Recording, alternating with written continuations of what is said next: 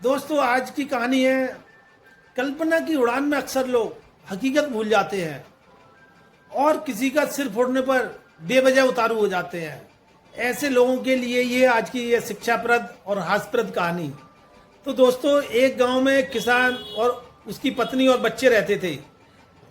एक दिन किसान सुबह सुबह कहीं जाने के लिए तैयार हो गया और अपनी पत्नी से बोला, मैं दूसरे गांव जा रहा हूं, शाम तक आ जाऊंगा, तब तक तुम घर पर ही रहना और घर का ध्यान रखना। पत्नी ने पूछा, दूसरे गांव क्यों जा रहे हो? किसान ने जवाब दिया, मेरा एक मित्र है, अपनी भैंस बेच रहा है, उसे देखने जा रहा हूं मैं। अगर पसंद आई तो मैं खरीद लूंगा। बच्चों को पीने के लिए दूध भी मिल जाएगा और हम लोगों को बाहर से दूध भी नहीं खरीदना पड़ा करेगा, और कुछ दूध को बेच भी लिया करेंगे तो कुछ सब्जी आ जाया करेगी घर के लिए। भैंस खरीदने की बात सुनकर उसकी पत्नी खुशी से उछल पड़ी, बोली, वाह, ये तो बहुत अच्छा विचार है। मैं भी कब से आपसे यही कहना चाहती थी।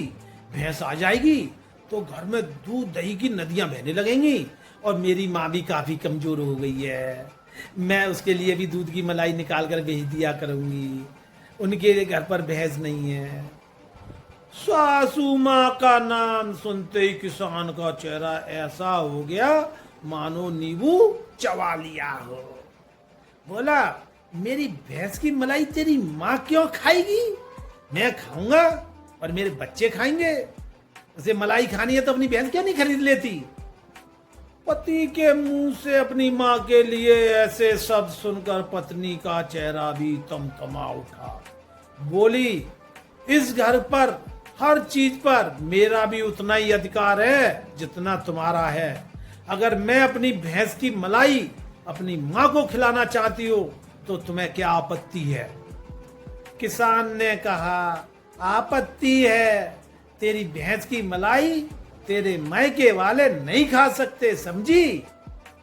पत्नी ने जवाब दिया, खाएंगे और जरूर खाएंगे, देखती हूं कौन रोकता है। किसान ने कहा, मैं रोकूंगा। एक तो तेरी जैसी भैंस को तेरी माँ ने मेरे गले मर दिया, तूने तो कुछ दिया नहीं। कम से कम मेरी ये नई नवेली भैंस दूध दही और घी तो देगी। पत्नी ने कहा, अच्छा, मैं भैंस हूं, अब तो मेरी माँ को मैं भैंस की दूध की मलाई और घी निकाल कर जरूर भेजूंगी। अगर तेरी माँ ने मेरी भैंस की मलाई और घी खाई तो मैं उसकी गर्दन मकोड़कर सारी मलाई बाहर निकाल लूंगा।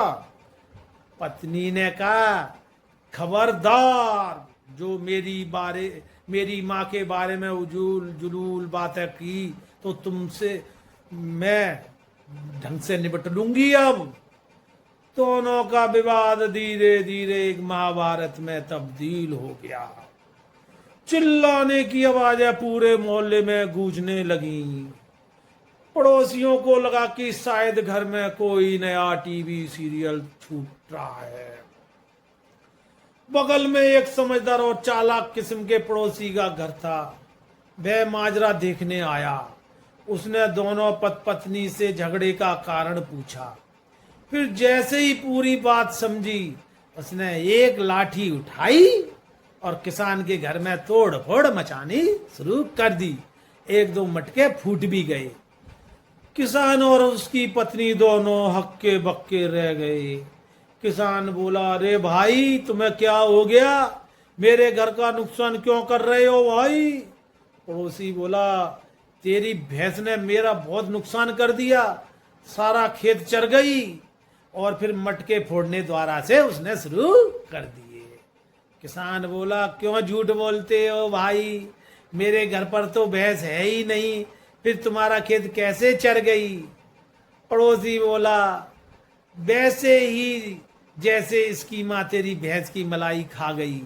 और ये सुनते ही झगड़ा खत्म हो गया। दोस्तों, हमारी कहानी अच्छी लगी हो तो औरों के साथ शेयर कीजिए। यार, थोड़ा सा कंजूसी मत करा करो, चैनल को सब्सक्राइब तो कर दो यार। हम बढ़िया बढ़िया कहानी सुनाते हैं आप लोगों को, आप लोग भैया सुनाइए। आपको हम हृदय से धन्यवाद करते हैं। जय श्री राम।